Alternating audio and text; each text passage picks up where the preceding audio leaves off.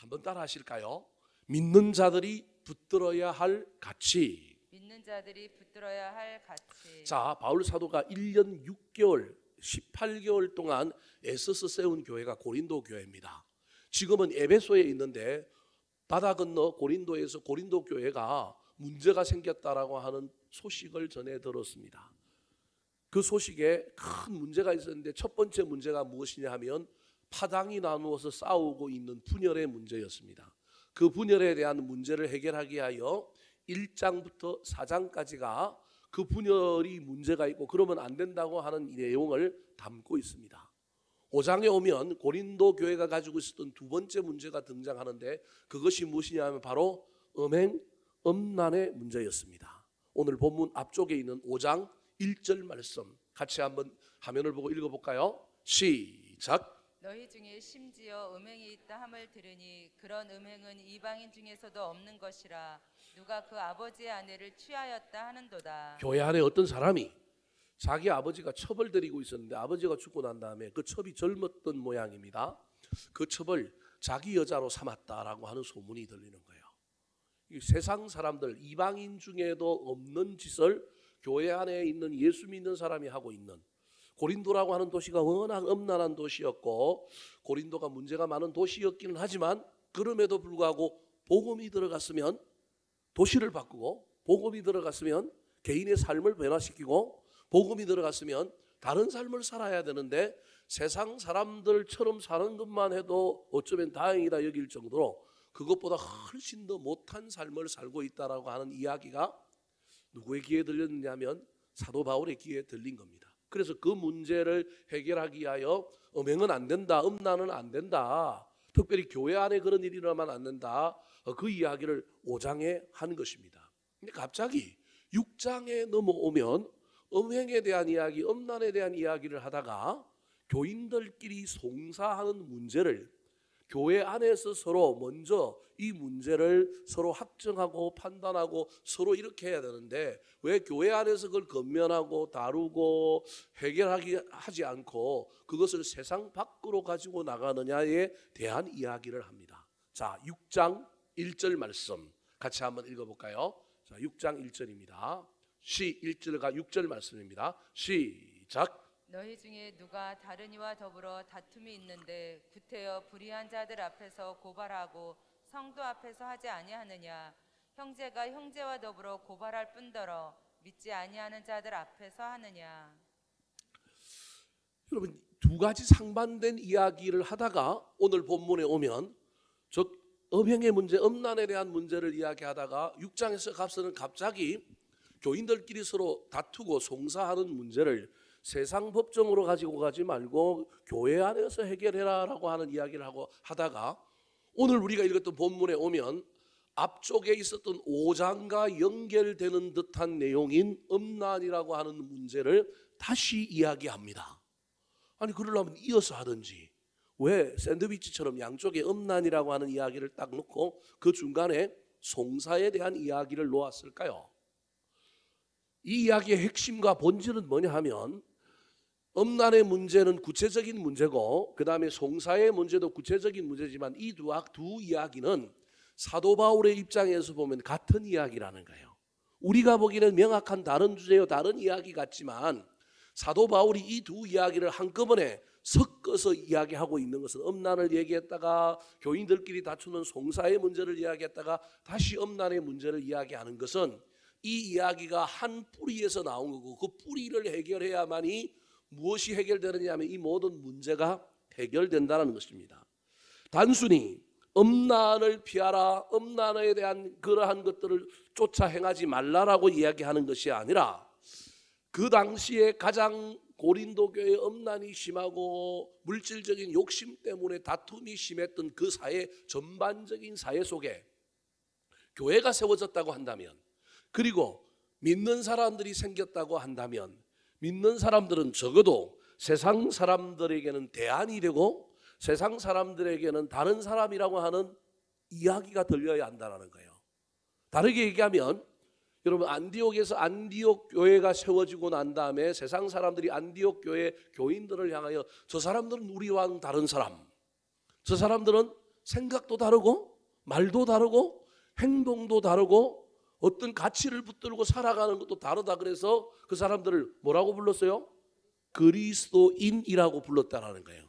복음이 들어가면, 예수를 믿으면 단순히 예수 믿고 구원받는 건 1차적인 이야기일 뿐만 아니라 더 나아가서 사람의 심령이 뒤집어지고 말이 바뀌고 언어가 바뀌고 삶이 바뀌어서 그 공동체 안에, 그 도시 안에, 그 지역 사회 안에 선한 영향력을 끼쳐야 되는데 어찌하여 고린도 교회의 교인들은 그런 삶이 아니라 세상 사람들보다 더 못한 도덕과 윤리를 가지고 살아가느냐? 도덕과 윤리에 대한 이야기를 하려고 하는 것이 아니라 그것은 복음이 능력이 없는 거고 우리가 믿는 예수 그리스도가 아무것도 아닌 것처럼 보이니 그렇게 살면 안 된다라고 하는 이야기를 하고 싶은 거예요. 단순히 음란의 문제, 송사의 문제를 이야기하려고 하는 것이 아니라 음란과 송사로 드러난 그리스도인들의 복음의 능력이 없음, 그리스도인들의 삶이 세상 사람들보다 훨씬 더 가치가 없는 것에 대한 그 본질을 누가 꿰뚫어 보고 있느냐 하면 사도 바울이 꿰뚫어 보고 있는 거예요.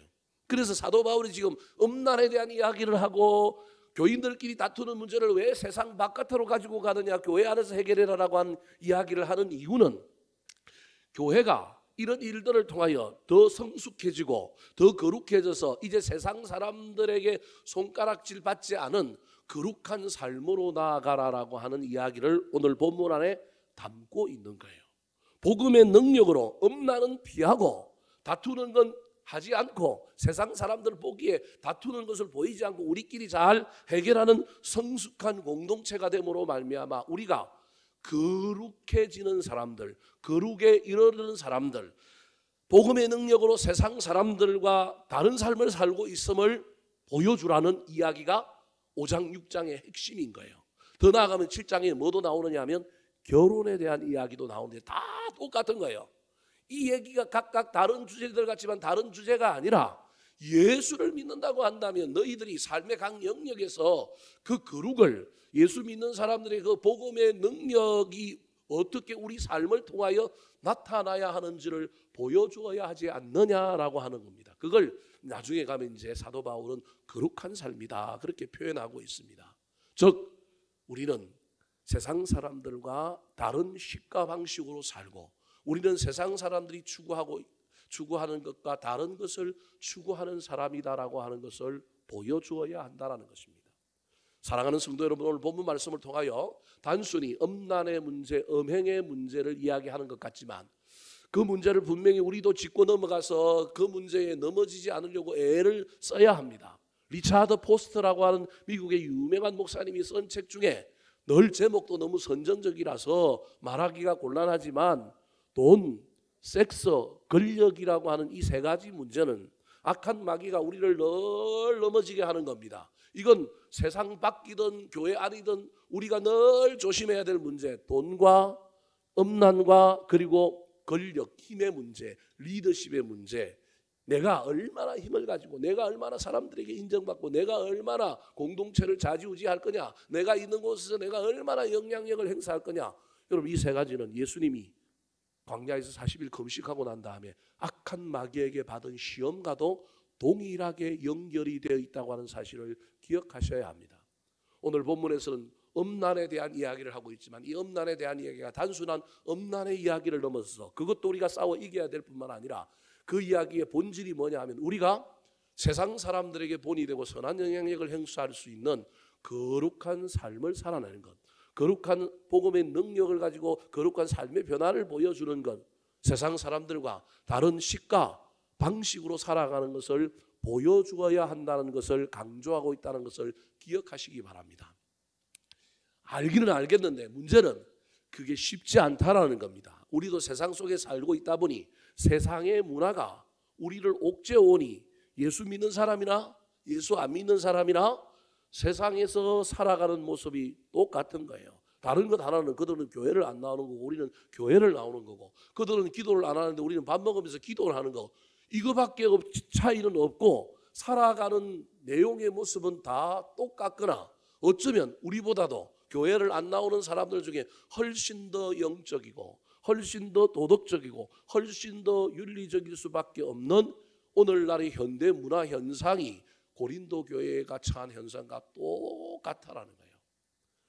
여기서 저와 여러분이 고민해야 될 점이 하나 있는데, 그렇다면 저와 여러분이 다른 삶을 살고 있음을, 우리가 다른 식과 방식으로 살고 있음을 보여주기 위해서는 어떻게 해야 될까요? 내면에 우리가 다른 가치를 붙들어야만이 다른 삶이 나타난다라는 거예요. 이건 뭐 제가 해석한 거기 때문에 성경이 굳이 그렇게 얘기하는 건 아니라고 주장한다면 할 말은 없지만, 오늘 본문 말씀을 통하여 음란에 대한 이야기를 하지만 음란에 대한 이야기를 하는 것이 아니라 거룩에 대한 이야기를 하는 건데, 그 거룩한 삶, 세상의 식과 다른 방식과 다른 식과 방식으로 살아내기 위해서는 우리 내면에 붙들어야 할 어떤 가치, 진리가 있어야 한다는 겁니다. 오늘 그 세 가지를 여러분에게 소개하려고 합니다. 첫 번째, 믿는 자들이 붙들어야 할 가치, 거룩에 이루어서 세상 사람들과 우리가 다르다라고 하는 복음의 능력이 나타나기 위하여 우리가 붙들어야 할 가치는 무엇일까요? 첫 번째입니다. 따라하시겠습니다. 성숙한 자유의 가치. 성숙한 자유의 가치. 그냥 쉽게 얘기하면 할 수 있는데 안 하는 사람들이 누구냐면 그리스도인들이라는 거예요. 우리 다 할 수 있는데 안 하는 거예요. 능력이 없어서, 비겁해서, 부족해서 그러는 것이 아니라, 그게 주님 안에서 우리의 신앙의 성숙함을 드러내는 것이기 때문에 안 하는 자유를 택한 거예요. 하는 자유도 있는데 어떤 자유도 있다고요? 하지 않는 자유를 택한 사람.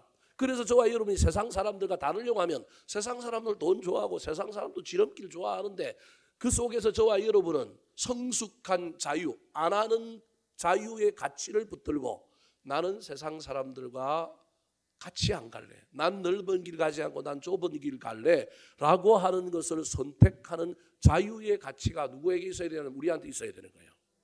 그러려면 힘이 들어요. 손해를 봐야 돼요. 더디 갈 수도 있어요.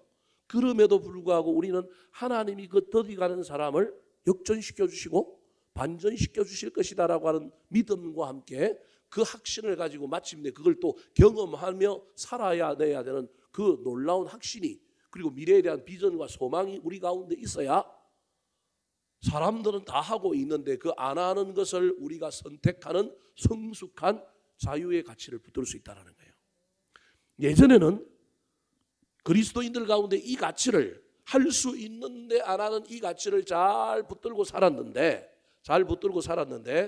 죄송합니다 여러분, 현대 그리스도인들은 이 가치의 소중함을 잘 알지 못하고 이 가치를 많이 내려놓는 경향이 있어서 얼마나 안타까운지 모르겠어요. 주로 안 하는 자유 가치는 술 안 먹는 거, 뭐 요것도 이제 다 무너졌어요. 우리는 주일날 주일 성수하고 교회 가는 것, 여행 가지 않고 놀러 가지 않고 본교에서 예배 지키고, 우리는 절대 주일을 범하면 죽는다. 그래서 우리는 손해보더라도 1년에 여행 한 번도 못 가더라도 나는 여행을 포기하고 주일을 지키겠다. 뭐 이런 가치. 근데 이런 가치들도 이제 오늘날에는 그죠? 많이 희석되어 버렸습니다. 우리가 기껏 해봐야 세상 사람들과 다르게 붙들고 있는 가치들은 몇 개가 없어요. 사람마다 그런 가치들을 가지고 있는데 몇 개가 없단 말이에요. 그 몇 개 없는 것도 붙들고 지키면 좋겠는데 시대 상황 속에 자꾸 어려움이 생기는 거예요. 문제가 생기는 거예요. 여러분 스스로 잘 내 삶을 잘 들여다보는 가운데, 나는 세상 사람들과 다르게 해도 상관없는데 세상 사람들이 가는 길, 하는 짓, 그들이 목표로 삼고 있는 거 내가 안 하는 것이 뭐가 있는가 잘 살펴봐야 합니다. 꼭 그런 것만은 아닐 수 있지만 많으면 많을수록 제가 보기엔 그 사람의 신앙이 더 하나님께 가까이 가 있는 사람이라고 저는 이야기하고 싶습니다. 세상 사람들과 너무 우리가 닮아서 똑같고 몇 가지만, 그냥 문의적으로 그냥 옷 입은 정도 몇 가지만 다른 삶을 혹시 우리가 살고 있지는 않을까요? 오늘 본문에서 사도 바울이 그 이야기를 합니다. 고린도라고 하는 엄난한 도시에 살고 있는 너희여, 고린도에 있는 사람들하고 너희들도 똑같이 그들이 가지고 있는 상식 속에서 모든 걸 다 할 수 있지만 하나님은 그거 싫어한다. 그거 너희들에게 유익하지 않는다. 처음 예수를 믿는 사람에게도 유익하지 않으니 너희들은 그것을 할 수 있음에도 불구하고 안 하는 자유를 선택하는 사람들이어야 한다라고 이야기합니다. 자, 오늘 본문 12절 말씀 같이 한번 읽어볼까요? 시작. 모든 것이 내게 가하나 다 유익한 것이 아니요 모든 것이 내게 가하나 내가 무엇에든지 얽매이지 아니하리라. 자, 모든 것이 내게 가하나라고 하는 말이 두 번 나옵니다. 이 말은 우리 그리스도인들도 세상 사람들처럼 세상 사람들이 먹는 것, 세상 사람들이 하는 것, 세상 사람들이 생각하는 것 다 우리도 할 수 있는 뭐가 있느냐 하면 자유가 있어요. 음식들 중에도 예수님 하나님께서 주신 것 중에 선하지 않은 것이 하나도 없어요. 다 먹을 수 있고요, 다 갈 수 있고요, 다 할 수 있어요. 그럼에도 불구하고 사도 바울이 뭐라고 얘기하냐면 내가 다 할 수 있지만 안 하겠다라는 거예요. 왜? 뭐 하기 때문에? 유익한 것이 아니기 때문에. 이때 유익은 하나님, 공동체, 남, 그리고 나, 이 순서입니다. 잘 기억하시기 바랍니다. 내가 다 할 수 있지만 내가 하는데 이걸 함으로 말미암아 하나님께 유익하지 않으면, 공동체에 유익하지 않으면 해도 되지만 내가 이걸 안 하겠다라는 거예요. 내가 이걸 하는 순간에 초신자가 또는 예수를 안 믿는 사람이 내가 하는 그 일로 말미암아 시험에 들고 복음에서 멀어질까 봐, 또 다르게는 내가 그것을 함으로 말미암아 내 신앙의 거룩과 정결에 문제가 생길까 봐 할 수 있는 것 해도 되지만 안 하는 것. 이유는 유익이냐 아니냐의 관점을 가지고 본다는 거예요. 또 다른 하나는 모든 것이 내가 다 할 수 있고 가하지만 내가 무엇이든지 뭐 하지 않겠다고요? 얽매이지 않겠다라는 거예요. 저 이야기를 앞에 말과 조금 더 연결시켜서 설명을 하면 앞에 모든 것이 내게 가하나 다 유익한 것이 아니다라고 할 때 저 유익이라고 하는 관점은 철저하게 개인의 만족, 쾌락이라고 하는 곳에 맺혀 있습니다. 즉 얼마나 즐거우냐, 이게 세상 사람들은 유익의 관점이라는 거예요. 얼마나 나를 만족시키느냐, 얼마나 나에게 유익하냐라고 하는 건데, 사도 바울은 모든 것이 내게 가하나 다 유익한 것이 아니라고 할 때 저 유익은 세상 사람들이 가지고 있는 유익의 기준, 나를 만족시키는 것, 얼마나 즐거우냐, 그게 그 당시 그리스 지역의 철학의 가장 중요한 거였습니다. 나를 만족시키는 것 얼마나 기쁘냐. 근데 그게 아니라 유익의 관점을 바꿀 뿐만 아니라 또 다르게는 뭐라고 얘기하고 있냐, 모든 것이 내게 가하나 내가 무엇에든지 뭐하지 아니하리라고요? 얽매이지 아니하리라는 거예요. 이게 무슨 말이냐면요, 오해하지 말고 들으십시오 여러분. 사람 중에 선호도가 있어서 어떤 것에 한번 빠지기 시작하면 그것에 푹 빠져서 그냥 다른 건 어디 가든지 없고 거기에 주구장창 목을 맬 때가 있습니다. 이게 나중에 심해지면 뭐가 되냐면 중독이 됩니다. 중독의 특징은 뭐냐 하면 하나의 매임으로 말미암아 다른 모든 것을 뭐 했느냐 하면 포기한 겁니다. 저와 여러분이 유일하게 중독되어야 할 것은 예수밖에 없습니다. 우리는 예수 중독자여야 합니다. 예수를 선택함으로 다른 것을 선택하지 않는 그 하나를 제외하고는 하나님께서 세상적인 것과 관련해, 아니 세상적인 것뿐만 아니라 어떤 영적인 측면에서도 우리가 어떤 것에 매이는 순간에 우리는 저 얽매인다라고 하는 말이 하나에 지나치게 과도하게 몰입하거나 어떤 일을 향하여 그것만 붙들고 살아갈 때 그것이 주는 나쁜 점은 뭐냐 하면 우리가 다른 것을 할 수도 있고 다른 것을 선택할 수 있는데 그 모든 자유를 뭐 해버렸느냐 하면 스스로 빼앗겨 버렸다는 거예요. 우리가 스스로 자유를 제한하고 스스로 자유를 빼앗길 수 있는 것은 아까도 얘기했던 것처럼 예수님이라든지 어떤 유익을, 다른 사람의 유익을 위하여 우리는 그런 일을 해야 되는데, 그리스에 살고 있는, 고린도에 살고 있는 사람들은 자신들이 좋아하는 것에 얽매여 살더라는 거예요.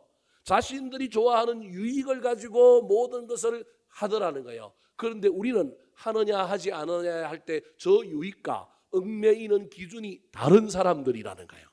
세상 사람들은 어디에 얽매이느냐면 내가 좋아하는 것에 얽매이고 내 본능이 따르는 것에 얽매여서 거기에 빠지고 그것을 향하여 달려가고, 그런데 우리는 얽매이는 게 그런 게 아니라는 거예요. 주님이 너 헌신해라 그러면 헌신에 얽매이고, 너 봉사해라 그러면 너 봉사에 얽매이고, 너 구제해라 그러면 구제에 얽매이고, 너 선한 일을 힘쓰라 하면 선한 일에 얽매이는 사람들인데, 저 유익한 것과 얽매이는 것이 다 세상 사람들과 예수 그리스도는 다르다는 거예요. 그래서 모든 것이 다 가하지만 세상 사람들이 하는 대로 따라가면서 우리가 다 할 수 있지만 우리는 하는 것도 안 하는 것도 기준에 따라서 다르다는 거예요. 세상 사람들과.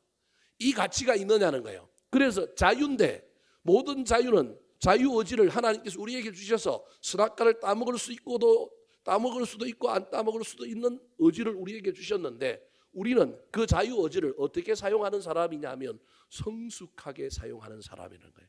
그래서 성숙한 자유의 가치를 붙들어야만이 우리가 여러분 어떤 사람이 될 수 있느냐 하면 거룩한 사람이 될 수 있는 거예요.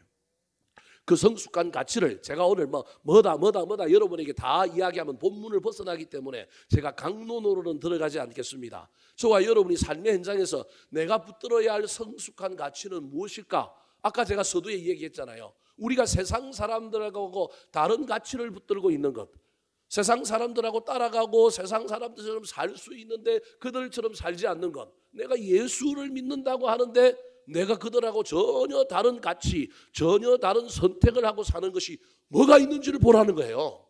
단순히 주일 되면 교회를 오더라, 단순히 내가 헌금을 하더라, 이런 것도 중요하지만 그런 걸 넘어서서 어떤 삶의 무형의 가치와 관련하여 내가 어떤 가치를 붙들고 있더냐, 다른 가치를 붙들고 세상 사람들과 동일하게 그들처럼 달려갈 수 있는데 넓은 길 가지 않고 좁은 길 가기 위하여 내가 다 가하나 유익하지 않다고 생각하고 저건 잘못된 얽매임이라고 생각하고 내가 선택한 성숙한 자유는 어떤 것이 있는지 잘 살펴보시고 혹시 그게 내가 너무 적어서 내 삶을 바라보니 내가 세상 사람들이랑 너무 똑같다, 너무 속물 같고 너무 이기주의자 같고 너무 돈과 재물을 향하여 달려가고 있다고 한다면 여러분 그 속에서라도 작게라도 저와 여러분이 다른 가치를 붙들려고 다른 것을 선택하는 자유의 가치를 붙들려고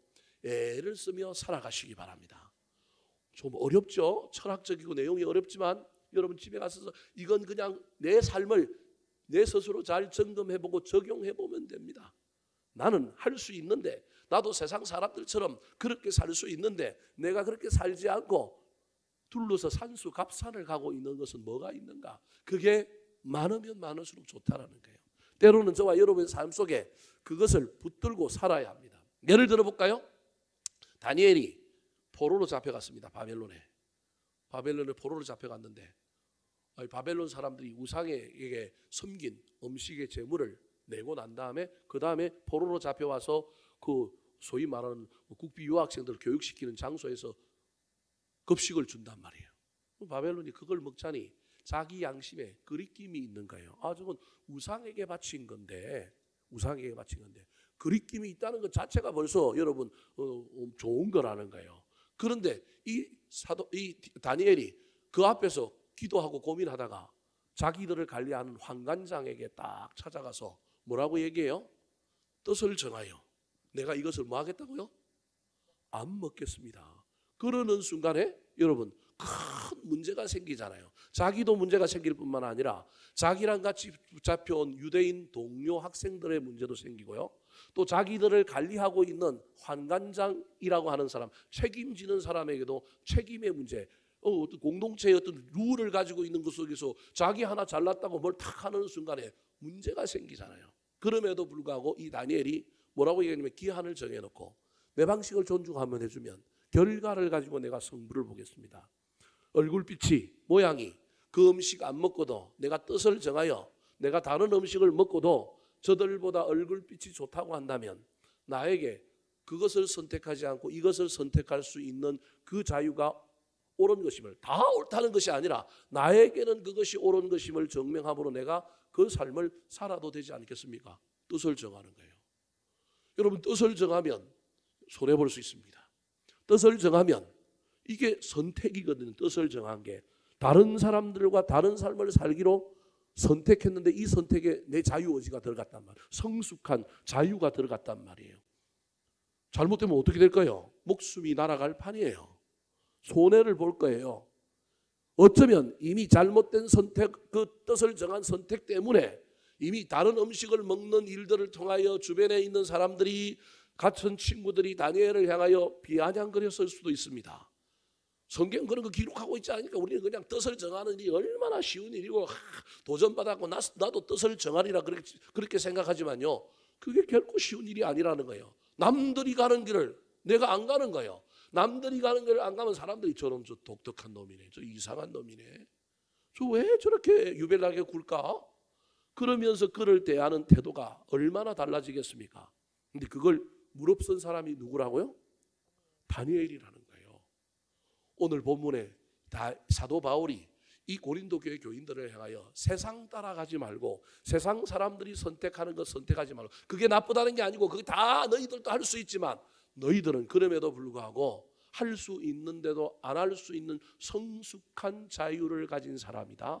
왜냐하면 너희들의 성숙한 자유의 선택 기준은 유익인데 그 유익은 세상 사람들의 유익과 다르다. 너희들의 선택의 기준은 어느 한 곳에 미치는 건데, 얽매이는 건데, 그 얽매임이 세상 사람들은 돈이요, 세상 사람들은 물질이요, 세상 사람들은 성공이요, 세상 사람들은 다른 어떤 것에 매이는데 우리는 다른 것에 매이는 사람이다라고 하는 것을 사도 바울이 고린도 교회 교인들에게 이야기하고 있는 것입니다. 이 이야기는 오늘을 살아가는 저와 여러분에게도 여전히 사도 바울이 동일하게 하고 있는 이야기임을 잘 기억하여 우리가 이 말을 어떻게 내 삶에서 받아들일까? 그래서 너무 급격하게 받아들여서 사람들이 저 이상하다 그렇게 말하는 것도 너무 곤란할 뿐만 아니라 저와 여러분의 삶에 일신우일신하여 날마다 해가 바뀔수록 연차가 늘어갈수록 나에게 세상 사람들이 걸어가는 그 길이 아니라, 그 선택이 아니라 할 수 있음에도 불구하고 내가 다른 선택을 하고 있는 것이 늘어나게 되기를, 그로 말미암아 우리 하나님 앞에 거룩한 모습이 되고 세상 사람들에게 야 신기하네, 다르네, 뭔가 있네라고 하는 이야기를 들을 수 있는 저와 여러분이 되기를 예수님의 이름으로 축원합니다. 두 번째, 사도 바울이 이 고린도 교회의 엄난의 문제, 세상 사람들 앞에서 서로 믿는 자들이 다투는 이런 모습들 속에서 그들의 삶에 근본적으로 거룩을 향하여 달려가야 함을 가르치기 위하여 그 거룩을 이루기 위한 그리스도인들이 붙들어야 할 가치는 무엇이라고 말하고 있을까요? 따라하시겠습니다. 소유와 연합의 가치. 소유와 연합의 가치. 자, 13절에 보면 당시 고린도 도시에 살고 있던 세상 사람들이 막 주장하고 그들의 철학과 그들의 가치를 엿볼 수 있는 이야기가 나옵니다. 13절 말씀을 같이 한번 읽어볼까요? 13절입니다. 시작. 음식은 배를 위하여 있고 배는 음식을 위하여 있으나 하나님은 이것저것을 다 패하시리라. 몸은 음날 위하여 있지 않고 오직 주를 위하여 있으며 주는 몸을 위하여 계시느니라. 상당히 내용이 심오하고 어렵습니다. 저게 무슨 말일까요? 여러분, 무슨 이야기를 지금 하려고 하느냐 하면 식욕과 성욕의 문제에 대한 이야기를 지금 하고 있는 거예요. 음식은 배를 위하여 있고 배는 음식을 위하여 있다라고 하는 말은 우리 인간이 육신을 가지고 있는 존재이기 때문에 육신이 있는 존재는 굶고는 살 수가 없잖아요. 그래서 육신이 살 수 있는 존재가 되기 위해서는 먹어야 한다. 먹는 것은 지극히 당연하다라고 하는 이야기를, 음식은 배를 위하여 있고 배는 무엇을 위하여 있다고요? 음식을 위하여 있다라는 거예요. 이게 이제 그리스 철학자들이 지금 하는 얘기인데, 야, 인간이라고 하는 사람이 육신을 가지고 있다고 한다면 그 육신은 반드시 음식을 먹어야 되는 것처럼 인간이 육신만 있는 것이 아니라 인간이 소위 말하는 그 당시에 삼분설에서 영이 있고 혼이 있고 뭐 육이 있다고 한다면 또 다른 인간이라고 하는 것은 단순히 음식만을 먹는 존재의 인간이 아니라 또 다른 인간이라고 하는 존재는 반드시 성욕을 채워야 하는 존재라는 거예요. 그러니까 우리 몸이 반드시 쾌락을 누리는 존재고 그 쾌락을 누리는 최고의 기쁨이 성욕인데 음식욕, 식욕이 있는 것처럼 성욕도 반드시 필요하고 뭐 하는 거냐면 자연스러운 거라는 거예요. 이게 이제 그 당시에 철학자들 중에 있었던 철학자가 누구냐면 에피쿠로스 학파라고 하는 사람들의 이야기입니다. 여기에 대한 반발이 일어나서 나중에 퀴레네라고 하는 학파가 나타나고 금욕주의로 가는 거예요. 그러니까 하나님은 둘 다 이것도 저것도 다 뭐하리라? 패하리라. 양극단의 쾌락주의도 금욕주의도 틀렸다라는 거예요. 여러분, 성욕과 식욕은 하나님이 우리에게 주신 중요한 것입니다. 없으면 안 되는 것입니다. 있어야 되는 존재입니다. 그런데 그 양극단을 너무 추구하는 것, 그러면서 육신이, 사람이라고 하는 육체가 음식을 먹어야 되는 것처럼 무슨 이야기하느냐면 그 고린도 시대에 아주 음란했던 그 당시의 문화를 이야기하면서 그것이 지극히 당연한 거고 바람을 피우고 막 여러 사람을 만나고 자기의 성욕을 채우는 그 도시의 음란한 문화를 그리스 철학자들이 뭐라고 지금 해석하고 있느냐 하면, 육신이 밥을 먹어야 되는 것처럼 인간이라고 하는 존재는 성적인 쾌락을 누려야 되는 존재다. 그게 뭐 문제가 있느냐? 누려라, 쾌락을 즐겨라, 이런 이야기가 그 고린도 도시 안에 있다라는 거예요. 이런 시대 상황 속에 누가 살고 있느냐 하면 복음을 경험한 그리스도인들이 살고 있는 거예요. 근데 복음을 경험하고 예수를 믿었는데 그 당시 세계의 가치관, 몸이 음식을 먹어서 배를 채워야 되는 것처럼, 음식이 배를 위하여 존재하고 배가 음식을 위하여 존재하는 것처럼 식욕처럼 성욕도 당연하기 때문에 음란이라고 하는 문제를 지극히 상식적이고 당연한 것으로 이야기하면서 죄로 여기지 못하는 문화가 그대로 그 도시 안에 있는 사람들을 다 오염시켜서 심지어 예수를 믿은 그리스도인들조차도 음란에 대하여 그렇게 심각하게 생각하지 않는 거예요. 왜냐하면 그 도시의 문화가, 가치가 이미 그렇게 젖어 있기 때문에. 쉽게 얘기하면 이런 거예요. 예수 믿는 우리들도 오늘날 자본주의 시대에 살다 보면, 여러분, 우리도 돈이라고 하는 여기에 젖어가지고 예수를 믿으면서도 돈이 예수님보다 더 높은 자리에 가 있는데도 불구하고 우리도 모른 채 그냥 나 예수 믿으면서 그냥 자연스럽게 돈도 추구하며 사는 게, 돈이 나쁘다는 얘기가 아닙니다. 여러분, 오해하지 말고 들으십시오. 그 문화 속에 그대로 살면서 그 돈을 어떻게 활용하고 어떻게 벌고 어떻게 처리할 거냐에 대한 지혜만 있으면 되는데, 그거 하나님이 주신 선물이란 말이에요. 하나님 우리를 위하여 주신 복의 통로요, 도구란 말이에요. 그런데 그걸 뭐하고 있느냐 하면 남용하고 있는 거예요. 그 남용하고 있는 그 철학자들의 근거가 뭐냐 하면, 몸이 살려면 음식을 먹어야 되는 것처럼 올바른 인간관계 속에, 남녀관계 속에, 올바른 가정관계 속에서 어떤 성적인 문제가 아니라 잘못되어 있는 성적인 문제까지도 옳은 거라고 주장하는 문화가 이미 어디에 퍼져 있느냐 하면 고린도 교회 안에 딱 퍼져 있는 거예요. 이걸 지금 사도 바울이 고치기 위하여, 야, 그리스 철학자들이 사람이 먹어야 되는 배를 가지고 있는 존재인 것처럼 성욕도 채워야 한다고 얘기하지, 근데 몸은 음란을 위하여 존재하는 것이 아니라 몸은 누구를 위하여 있는 거라고요? 주를 위하여 있는 거다. 이건 성욕을 부정하는 얘기가 아니라 인간이라고 하는 몸 자체를, 인간이 왜 음식을 먹어야 되는, 음식을 먹고 난 다음에 이 몸을 가지고 우리가 누구를 위하여 살아야 하는 존재냐면 주를 위하여 살아야 하는 존재라는 거예요. 내 쾌락을 위하여, 내 만족을 위하여 사는 게 아니라, 아까 그 유익이라고 하는 관점도 그런 관점이고, 이 시대의 모든 핵심의 두 가지 가치는 뭐냐 하면요, 내 만족인 거예요. 내 기쁨인 거예요.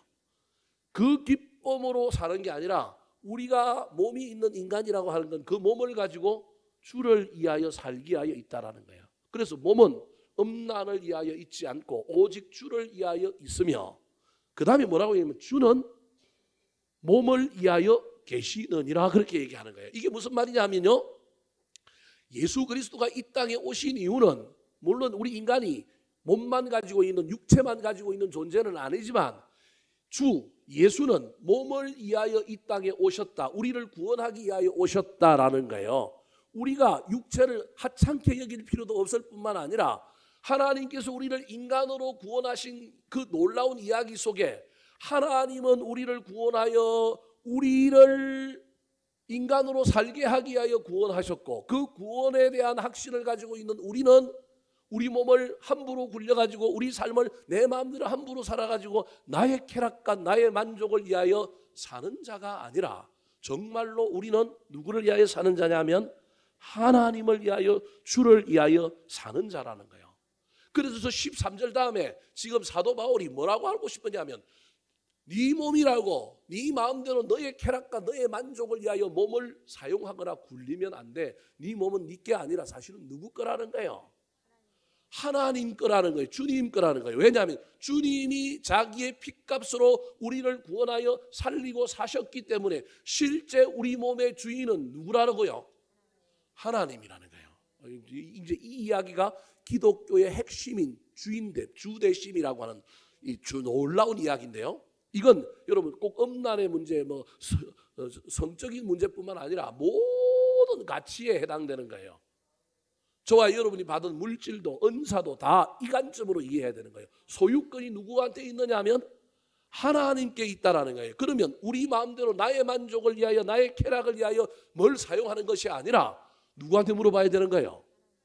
주인한테 물어봐야 된다라는 거예요. 자, 14절 15절 말씀 한번 읽어보고 설명을 해볼까요? 자, 14절과 15절입니다. 시작. 하나님이 주를 다시 살리셨고 또한 그의 권능으로 우리를 다시 살리시리라. 너희 몸이 그리스도의 지체인 줄을 알지 못하느냐? 내가 그리스도의 지체를 가지고 창녀의 지체를 만들겠느냐? 결코 그럴 수 없느니라. 좀 재미난 이야기를 지금 사도 바울이 하고 있는 거예요. 이건 우리 오늘날 동양권 문화에 있는 사람들은 잘 사실은 이해를 못해요. 근데 한번 설명을 해보도록 하겠습니다. 사도 바울이 음란의 문제에 대한 이야기를 설명하면서 뭐라고 얘기하고 있냐면 몸 함부로 굴리면 안 돼. 몸 사실은 알고 보면 네 게 아니야. 누구 거냐 하면 하나님이 너를 구속하여 살리셔서 하나님이 예수 그리스도를 살리고 예수 그리스도 십자가에 죽고 부활하고 살아남으로 말미암아 그가 권능으로 우리를 뭐 했다고요? 살렸다라는 거예요. 값주고 살렸다라는 거예요. 그러므로 우리 몸 또는 우리 인격의 주인은 누구라는 거예요? 하나님이라는 거예요. 그러면 그 주인의 의도, 그 주인에게 소유권이 있음을 알고 우리가 우리 몸을 사용하고 우리가 뭘 하기 위하여 여러분 주인에게 뭐 해야 된다는 거예요? 물어야 한다는 거예요. 주님의 뜻을 물어야 한다는 거예요. 근데 주님의 뜻은 뭐냐면 이러는 거예요. 너희 몸이 그리스도의 뭐라고요? 지체라는 거예요. 지체라고 하는 말은 붙었다라는 거예요. 포도나무의 가지라는 거예요. 예수가 포도나무면 가지라는 거예요. 근데 그 가지가 예수님이라고 하는 포도나무에 내가 가지로 붙어서 지체가 됐다라는 거예요. 근데 나만 지체가 된 게 아니라 나 말고도 또 구원받은 사람이 또 뭐가 됐다고요? 지체가 됐다라는 거예요. 내가 병이 걸리면 여러분 어떻게 되느냐 하면 나만 걸리고 나만 해결되면 좋은데 어떻게 돼요? 나하고 상관없는 저 멀리서 다른 나라에서 구원받은 저 지체도 문제가 생긴다는 거예요. 코로나 때문에 여러분 가정에서 누가 하나 걸리면 나중에 어떻게 돼요? 다 걸리죠. 근데 아주 예민한 사람들 있으면 다 안 걸립니다. 집에 가둬놓고요. 나오지도 못하게 가둬놓고 나오지도 못하게 하고요. 어떤 집에는요. 제가 들으니까 뭘 쳐버리냐면 비닐을 방 앞에다 쳐버렸대요. 그냥. 내가 그 얘기 듣고 내가 놀래가지고 야 지독한 사람 있네. 그냥 비닐을 쳐버렸대. 비닐을 딱 쳐버리고 뭐 구멍 하나 딱 내가지고 거기다가 밥 주고 뭐 하고 뭐 이렇게 나오지도 못하게 하고 막 그랬대요. 그래서 자기 집은 안 걸렸대요. 그래서 제가 박수 쳐줬어요. 앞으로도 안 걸렸으면 좋겠다 그랬어요. 얼마나 대단해요. 아주 엄격하고 아주 세밀한 분들은 그렇게 해서 안 걸리게 하는 거예요. 지금 하나님께서 고린도 교회 교인들을 향하여 이 얘기를 하는 거예요. 네 몸이 아니니까 네 마음대로 굴리면 안 돼. 제가 너무 그냥 직설적으로 표현해서 여러분 듣기에 좀 민망할 수 있지만 일단 제 마음대로 한번 설명을 한번 해보도록 하겠습니다. 야, 네 몸이 아니고 하나님 것이니까 네 마음대로 굴리면 안 돼. 네가 네 마음대로 굴리면 다른 사람이 뭘 입어요? 영향을 입어. 너 때문에 다른 사람도 문제가 생겨. 그게 지체라는 거예요. 그래서 네 마음대로 하면 돼, 안 돼? 안 돼. 이렇게 얘기하는 거예요. 음란의 문제를 가져서 단순히 음란하지 마라라고 얘기하는 것이 아니라 그 음란의 문제를 이야기하는 가운데 뭐라고 얘기하고 있냐면 주대심, 로더십. 네가 주대심을 인정하고 있느냐에 대한 이야기를 하는 거예요. 단순히 음란의 문제만을 이야기하고 있는 것이 아니라 그 속에서 무엇을 이야기하고 있냐면 네가 예수를 믿는다고 하는 것은 음란의 문제뿐만 아니라 다른 모든 영역에서 네가 내 것이 아니오 하나님 것이다라고 하는 것을 인정하느냐. 이걸 묻고 있는 거예요. 이게 소유의 가치예요. 내 가치가 아니라는 거예요. 더 나아가서 뭐라고 얘기하고 있냐면 야 네가 예수를 믿었지만 예수 믿는 순간에 너는 접붙임을 받아서 지체, 가지가 되었는데 너 말고도 뭐 하는 사람이 있어요? 가지된 사람이 있어. 근데 네가 문제가 생기면 너로 말미암아 엄한 사람들도 뭘 받을 수 있어? 영향을 받을 수 있어. 너 이런 고도의 윤리의식을 갖고 너 고도의 이런 책임감 가지고 신앙생활 하고 있니? 이 얘기를 하고 있는 거예요. 이걸 우리 동양권에서는 잘 이해를 못할 수 있어요. 지금 사도 바울이 신앙생활을 해야 될 그리스도인들을 향하여 뭐라고 얘기하고 있냐면 소유권을 주님께 돌려줘. 그리고 책임의식과 연대의식을 가지고 신앙생활해야 돼. 너 하나 잘못되면 다른 사람이 다 영향을 받을 수 있어. 그 얘기를 하는 거예요. 그 얘기를. 여러분 이 얘기는요 오늘날 세계의 식량이 남아도는데 전체적으로 남아도는데 한쪽에서는 뭐 한다고요? 죽어 나자빠지고 있는 거예요. 그래서 우리나라 최근에 뉴스 보니까 여러분 음식에 유통기한이라고 하는 게 있는데 그걸 어떻게 한대요? 바꾼대요. 유통기한하고 전혀 먹는 거하고는 다르다는데 그걸 우리나라가 간과하고 그냥 우리나라가 부자고 우리나라가 잘 살다 보니까 유통기간 지났다고 그건 유통할 수 있는 거고 소비자가 먹고 사는 기간하고는 전혀 상관없는데 그게 뭐 어떤 상품에 따라서 3배가 되고 4배가 되기도 하는데 전부 슈퍼나 이런 데서 유통기한 지나면 다 어떻게 했어요? 폐기처분했단 말이에요. 그게 아니라는 거예요. 우리나라가 이런 자원들을 너무 낭비하는 게 많다는 거예요. 이제 우리나라 국민들이 그걸 어떻게 받아들이고 이제 어떻게 적용될지는 잘 모르겠지만 일단은 유통기한을 없앤대요. 유통기한이 아니라 뭐라고 그랬는데 제가 까먹었어요. 그걸로 이제 우리나라를 하겠다라는 거예요. 그럼 우리나라가 지금 기후가 바뀌었다는 걸 느끼잖아요. 장마인데 장마가 줄기차게 안 오고 어떻게 와요? 소나기가 왔다가 갑자기 날이 밝고 그러잖아요. 이 기후가 어디 기후예요? 동남아 아열대 기후가 우리나라에 조금씩 보이고 있는. 우리나라는 온대 지방이 있잖아요. 근데 이제 온대 지방이 아니라 온대와 열대 사이에 있는 아열대. 아열대는 아우열대라는 말이에요. 즉 열대에 가까운 온대라는 거예요. 그 나라가 되어가고 있는 거예요. 그럼 뭐 아열대 특징은 뭐냐면 비가 갑자기 억수같이 부붙다가 한 30분 있으면 또 어떻게 해요? 해가 짱짱 나는 거예요. 지금 우리나라 이제 그런 기후로 점점 변해가고 있는 거예요. 이제 무슨 얘기를 하려고 제가 이 얘기를 하느냐면 이게 이제 온실가스 때문에 탄소가 많이 배출되고 막 산업화가 되면서 지금 지구에 온실가스가 너무 많아고 지금 지구의 온도가 점점 올라가서 북극에 뭐 남극에 뭐 빙하가 녹고 뭐 어디에 뭐 녹아가지고 뭐 좀 있으면 뭐 어떻게 된다. 2035년인가 45년이면 되면 우리나라도 뭐 서해안 쪽하고 저 영종도 이런 데는 뭐 침수가 된다. 뭐 이런 얘기들이 나오잖아요. 그런 거하고 상관없이 자기 혼자 잘 먹고 잘 사는 사람들이 있는데 잘 먹고 잘 살더라도 어느 시기에 보면 잘 먹고 잘 산 게 아니라 그게 다른 사람들에게 뭘 끼치고 있는 거예요? 영향을 끼치고 있는 거예요. 그게 공동체라는 거예요.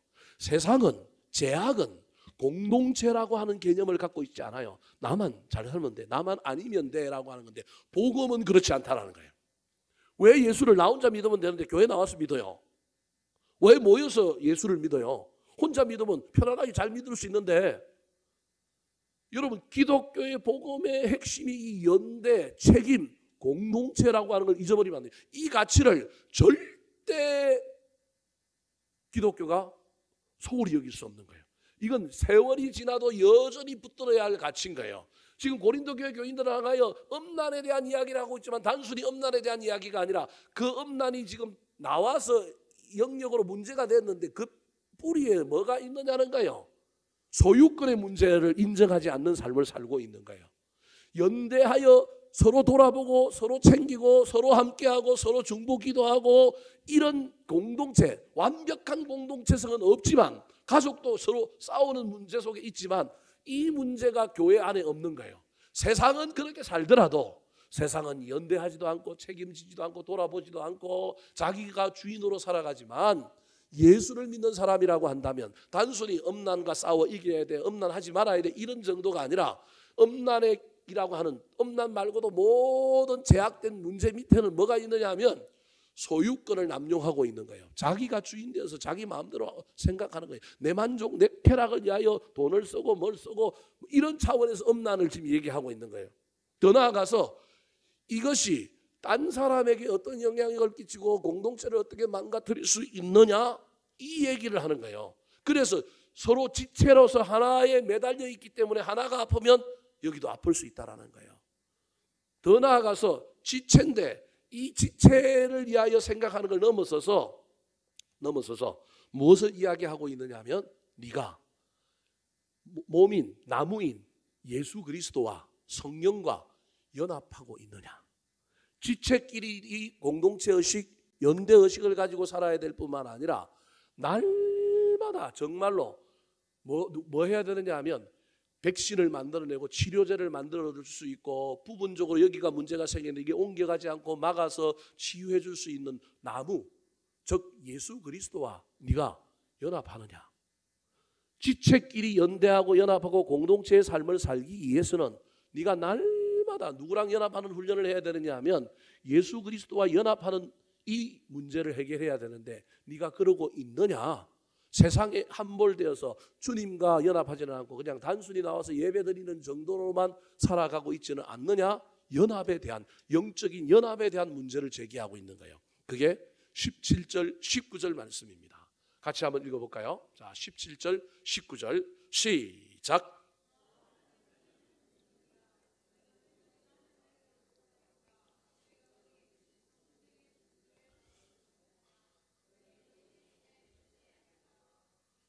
자, 그럼 정리를 한번 해볼게요. 지금 사도 바울이 엄청 심오한 이야기를 지금 사실은 하고 있는 거예요. 첫 번째는 뭐라고 하냐면, 야, 너 몸뿐만 아니라 네 인생의 소유권이 누구한테 있니? 라고 묻는 거예요. 소유권의 문제를 지금 지적하고 있는 거예요. 그러면 네 마음대로 할 게 아니라 너의 기쁨과 너의 쾌락을 위하여 그것들을 사용할 게 아니라 주인한테 물어야지. 주인이 좋아하는 게 뭔지, 주인이 원하는 방향이 뭔지를 물어보고 그걸 써야지. 쓰면서 너도 기뻐할 수 있고 너도 만족할 수 있다면 좋지. 그런데 1순위는 주인이라는 거예요. 두 번째가 뭐예요? 야, 너희들은 서로 뭐 했다고요? 연결되어 있어. 연합되어 있어. 서로 돌아봐야 돼. 서로 생각해야 돼. 나 혼자만의 문제가 아니라고 하는 사실을 생각하면서 뭘 하든지 해야 돼. 그게 두 번째 지체라고 하는 거예요. 세 번째가 뭐냐 하면 이 모든 문제를 해결하기 위하여 너희들이 누구랑 연합해야 한다고요? 예수 그리스도와 연합해야 되는데 연합하고 있는 그 자체가 19절에 뭐라고 지금 얘기하는 거예요? 너희가 전이라는 거예요. 성령의 전. 그러니까 뭐라는 거예요? 성전이라는 거예요. 잘 이해해 봅시다. 지금 사도 바울이 뭐라고 얘기하고 있느냐 하면 음란의 문제를 이겨라, 음란하지 마라라고 얘기하는 것이 아니라 소유권을 주님께 올려드리고 내가 다른 사람과 연결되어 있으므로 내가 어떠한 일을 행동함으로 말미암아 나 때문에 공동체 전체가 다른 사람의 영향을 받을 수 있다는 걸 알 뿐만 아니라 나의 잘못이 있고 혹 내가 문제가 있다고 한다면 내가 성전이기 때문에 내가 성전이 되고 그리스도와 연합하는 이런 일들을 하면 음란의 문제뿐만 아니라 거룩의 문제에 저와 여러분이 하나님 보시기에 아름다운 열매를 맺을 수 있다는 거예요. 궁극적으로 지금 사도 바울이 무슨 얘기를 하고 있느냐 하면 예수 그리스도와 성령과 연합하는 성전이 되는 너희들의 최종 목표를 이루면 음란의 문제, 욕심의 문제, 다른 문제들이 어떻게 된다? 해결된다라는 거예요. 좀 더 다르게 이야기하면 너희들이 지금 예수 그리스도와 연합하고 있느냐, 이 연합의 가치를 붙들고 지금 살고 있느냐라고 묻는 거예요. 그래서 두 번째 우리 그리스도인들이 붙들어야 할 가치, 중간에 지체 이런 건 좀 어려우니까 빼버리고, 제가 원래 세 개인데 빼버리고 여러분에게 뭐라고 얘기하고 있냐면 소유와 연합의 가치를 붙드는 사람이 거룩의 길로 나아갈 수 있다는 거예요. 주님이 보시기에 아름다운 성령의 열매를 맺는 길로 갈 수 있다는 거예요. 내가 받은 것, 내 은사, 내 달란트, 내가 이룬 사업, 내가 가지고 있는 모든 소유도 사실은 내가 힘을 들어, 내가 공을 들어, 내가 쎄빠지게 일해서 세운 거지만 알고 보면 누구 거라고요? 하나님 거라고 하는 그 대전제를 내가 인정하며 신앙생활을 할 수 있는가? 그걸 인정하면 비록 내가 관리하고 있지만 난 청지기란 말이에요. 청지기는 못 쓰나요? 쓸 수도 있어요. 여러분, 일하는 소가 소 입에 뭘 씌우지 말라고요? 망태를 씌우지 말아요. 그래서 소도 일하면서 뭐 할 수 있어요? 먹을 수 있어요. 그런 정도는 우리 하나님 이해한다는 거예요. 주인이지만 우리에게 맡겨주셨으니 일부분은 내가 떼서 내 마음대로 쓰고 내 마음대로 해도 상관이 없어요. 그러나 그러더라도 머릿속에는 이거 누구 거라는 거예요? 하나님 건데 하나님이 주셨는데 이 소유권을 인정하는 사람이 거룩한 사람이 되는 거예요. 더 나아가서 우리가 연약한 인간이기 때문에 날마다 주와 성령과 연합함으로 말미암아 우리 삶 속에, 내 삶 속에, 내 몸 속에, 내 인간, 내 인격 속에 뭐가 만들어져야 된다고요? 성전이 만들어져야 된다는 거예요. 이게 연합이라는 거예요. 자, 두 사람의 얘기를 한번 들어보겠습니다. 구약 성경에 음란의 문제와 관련해 딱 떠오르는 사람이 많이 있지만 그 중에 한 사람을 이야기하면 여러분 그 유명한 힘센 사람 누구예요? 삼손이라고 하는 사람이 나옵니다. 삼손이 여러분 소래골짜기에 들릴라라고 하는 여자한테 푹 빠져가지고 여러분 있잖아요. 하나님이 그를 사사로 쓰고 블레셋을 정복할 수 있는 위대한 지도자로 세웠는데 세운 지도자 중에는 최고의 능력을 가진 지도자예요. 사사기를 읽어보면 그 사사기에 나오는 사사 중에 인간적인 방법으로 보면 가장 큰 능력을 가지고 있는, 그리고 지혜도 얼마나 삼손이 지혜가 많은지 몰라요. 뭐 수수께끼 뭐 내기 하면서 그 이야기 속에는 자기가 지혜가 있다는 걸 어린 중에 이야기하거든요. 그리고 막 보복하기 위하여 막 여우 꼬리에다가 서로 꼬리를 묶어갖고 불을 질러갖고 여우가 막 블레셋 밭으로 가게 만들고 이런 기발한 아이디어. 그러니까 삼손은 받은 달란트가 엄청난 사람이에요. 물리적인 힘의 달란트도 엄청나게 받았고 뭐도 엄청나게 받았느냐 하면 지혜도 엄청나게 받은 사람이에요. 그리고 삼손의 이야기 때 보면 늘 성령이 그 위에 임하였더라, 하나님의 영이 그 위에 있더라, 뭐 이런 얘기를 해요. 제가 지금 무슨 얘기를 하려고 하느냐 하면요, 연합이라고 하는 이야기와 관련하여 저와 여러분이 소유권을 인정하고 난 다음에 주님과 날마다 연합하려고 해야 되는데 그걸 오늘 현대 용어로 하면 예배 잘 드리면 연합하는 거예요. 사실은 열심히 기도하면 연합하는 거예요. 근데 여러분 오늘 본문에 뭐라고 얘기하고 있냐면 여러분 이 음란의 문제와 관련해 가장 중요한 단어가 하나 나오는데 그게 그냥 피하라라고 하는 단어예요. 피하지 못한 사람이 누구냐 하면 삼손이라는 거예요. 삼손. 연합이라고 하는 걸 생각할 때 여러분 연합만 하는 것이 아니라 연합하기 전에 반드시 저와 여러분의 삶의 현장에 옳지 못하고 거룩지 못하고 정말로 있어야 될 자리가 아닌 자리를 자꾸 뭐 해야 되는 거예요? 피해야 되는데 그걸 못 피한 사람이 누군가요? 계속 그 여자한테 찾아가잖아요. 그 여자가 막 이야기해가지고 막 꼬셔갖고 돈 받아먹고 막 삼손한테 막 여러 가지 시험을 해갖고 그 힘을 뺏어가려고 하잖아요.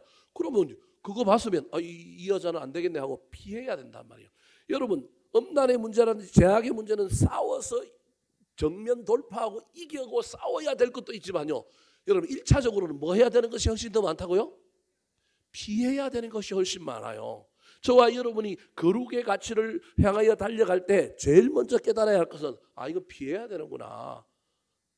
무서워서가 아니라 더러워서 피해야 되고요. 이 피해야 되는구나. 사람과 관계 영역에서 저와 여러분도 이게 자존심이 좀 상하더라도 피해야 되는 것이 1순위라고 하는 걸 잊어버리면 안 됩니다. 그걸 못한 사람이 누구라고요? 삼손이에요. 두 번째 인물 다윗입니다. 다윗과 관련하여 제가 여러분에게 연합과 관련하여 하나님과 연합하는 일과 관련하여 여러분에게 해주고 싶은 이야기가 어떤 이야기냐면 할 일을 해야 되는데 그 일을 하고 있지 않을 때, 있어야 할 곳에 있어야 되는데 있지 않을 때, 해야 할 생각을 해야 되는데 엉뚱한 생각을 하고 있으면 여러분 음란이 들어오고 죄가 들어오는 거예요.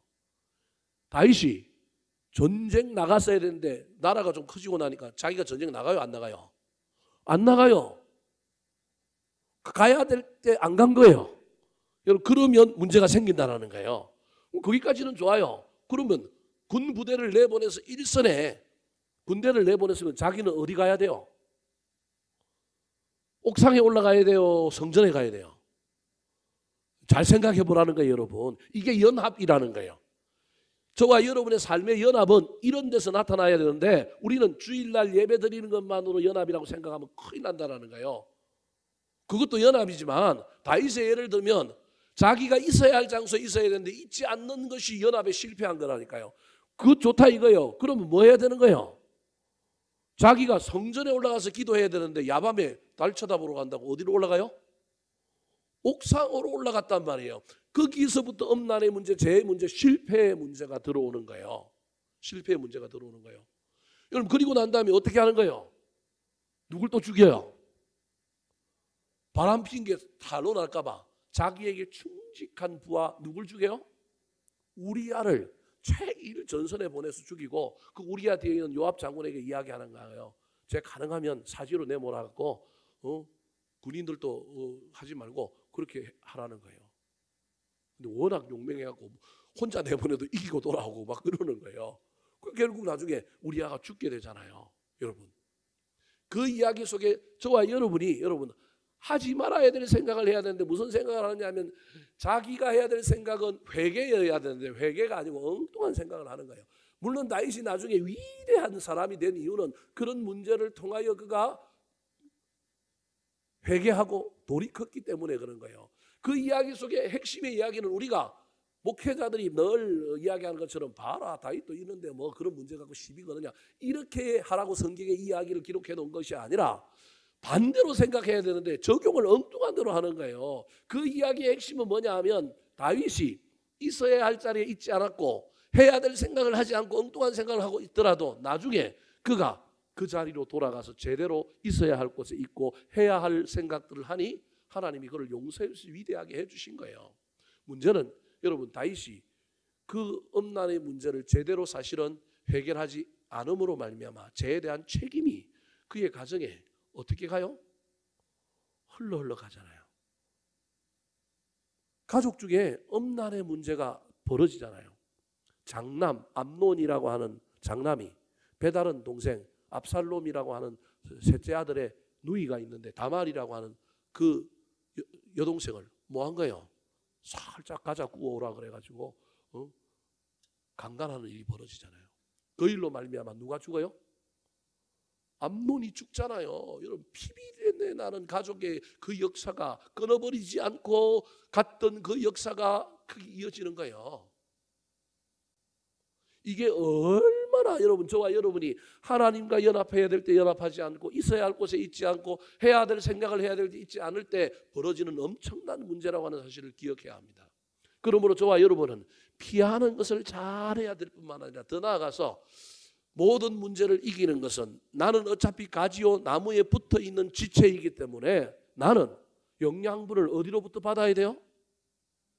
나무로부터 받아야 된다니. 그게 연합이라는 거예요. 내가 아무리 내 가지에서 몸통에서 열매가 맺는 나무는 없어요. 나무는 어디에서 열매를 맺느냐? 가지에서 맺는다니까. 잎사귀도 어디에서 나요? 몸통에서 나요? 몸통에서 나면 그 나무 이상한 나무인 거예요. 어디에서 나느냐 하면 가지에서 나는 거예요. 근데 열매와 잎사귀가 가지에서 나는 건 어디로부터 뭐가 오는 거예요? 몸통으로부터 뭐가 오는 거예요? 영양분이 오는 거예요. 여러분 이게 막히면 붙어있지만 죽은 가진 거예요. 오늘 한국교회 안에 저와 여러분의 신앙생활 가운데 붙어있는데 죽은 가지일 수 있다는 거예요. 뭘 안 하기 때문에? 연합을 안 하기 때문에. 사랑하는 성도 여러분, 저와 여러분의 삶이 거룩에 대한 가치로 옮겨가야 할 때 반드시 잊어버리면 안 되는 것, 소유권을 내가 쥐고 있는 것이 아니라 하나님께 있음을 인정하고 하나님께 돌려드리시기 바랍니다. 더 나아가서 날마다 저와 여러분이 피하고 연합하는데 애를 쓰는 삶을 살아가게 되기를 우리 구주 예수 그리스도의 이름으로 축원합니다. 마지막으로 저와 여러분이 붙잡아야 할 가치, 우리가 이 세상 살면서 여러 죄악의 문제에 시달릴 텐데 그 죄악의 문제를 해결하고 거룩과 성화의 길로 나아가기 위하여 붙잡아야 할 가치 따라 하시겠습니다. 사명과 영광의 가치. 자, 20절 말씀 같이 한번 읽어볼까요? 20절입니다. 시작. 값으로 산 것이 되었으니 그런즉 너희 몸으로 하나님께 영광을 돌리라. 자, 너희들을 값으로 산 것이 되었으니 그러므로 너희는 몸으로 하나님께 뭘 돌리라고요? 영광을 돌리라는 거예요. 그럼 정리하면 이런 거예요. 저와 여러분이 할 수 있는데 안 하는 성숙한 자유의 가치를 붙들 뿐만 아니라 우리 속에 있는 모든 것이 주님께로부터 온 것임을 인정하고 소유권을 주님께 돌려드리고 피하고 연합하는 놀라운 일들을 통하여 저와 여러분이 성전되면 됩니다. 근데 그것으로 만족하면 안 되고 반드시 저와 여러분은 여러분 거룩에 이루기 위하여 하나님이 기쁘시게 하는 신앙생활을 하기 위하여 하나님께 뭘 해야 된다고요? 영광을 돌리라는 거예요. 무엇으로? 너희 몸으로. 저 몸이 육신 껍데기인 육신뿐만 아니라 저 몸이 우리의 모든 인격 온 존재를 이야기합니다. 너희 몸으로 하나님께 뭘 돌리라고요? 영광을 돌리라는 거예요. 그럼 몸으로 영광을 돌린다는 게 여러분 무엇일까요? 몸으로 한다는 것이 무엇일까요? 저 몸으로라고 하는 이야기 속에 헌신이 들어가 있는 겁니다. 우리가 몸을 드리는 것 자체가 하나님께 영광입니다. 그 몸을 드린다고 하면 시간이 맑아서 제가 막 건너뛰어서 하는 거예요, 여러분. 로마서 12장 1절에 보면 하나님을 기쁘시게 하는 거룩한 뭐가 되는 거예요? 1차적으로 산 제물이 되는 게 영광 돌리는 거예요. 하나님 앞에 저와 여러분이 거룩한 산 제물, 이게 몸으로 하나님께 영광을 돌리는 1차적인 거라는 걸 잊어버리면 안 됩니다. 더 나아가서 그 몸으로 예배했다면 그 몸으로 세상에 나가서 저와 여러분이 하나님께 예배했던 마음을 가지고 세상 사람들과 관계 맺고 하나님께 예배하는 그 신실한 마음으로 일에 임하고, 그러면 그 몸으로 또 하나님께 뭘 돌리는 거예요? 영광을 돌리는 거예요. 잘 기억하셔서 저와 여러분이 이 가치를 늘 붙들고 살아갔었으면 좋겠습니다. 나 혼자 잘 먹고 잘 살고 성공하고 성취하고 이런 것을 넘어서서 내가 최고의 내 직업은 예배자인데 내가 지금 내 몸으로 예배자 드리는 일들을 통하여 하나님께 영광을 돌리고 있는가? 난 예배자였으면 그 예배하는 마음 가지고 내가 일터의 영역에서 내가 일함으로 말미암아 내 일로 말미암아 나의 섬김과 나의 헌신과 나의 사명 감당으로 말미암아 하나님께 영광을 돌리고 있는가 잘 살펴보셔서 1차적인 예배, 교회 안에서 예배 드리는 것만으로도 감사한 일이지만 그것으로 만족하지 말고 또 다른 삶의 현장에서 하나님께 영광을 돌리는 저와 여러분 되기를 예수님의 이름으로 축원합니다. 한번 따라 하실까요? 믿는 자들이 붙들어야 할 가치, 믿는 자들이 붙들어야 할 가치, 성숙한 자유의 가치, 성숙한 자유의 가치, 소유와 연합의 가치, 소유와 연합의 가치, 사명과 영광의 가치. 사명과 영광의 가치.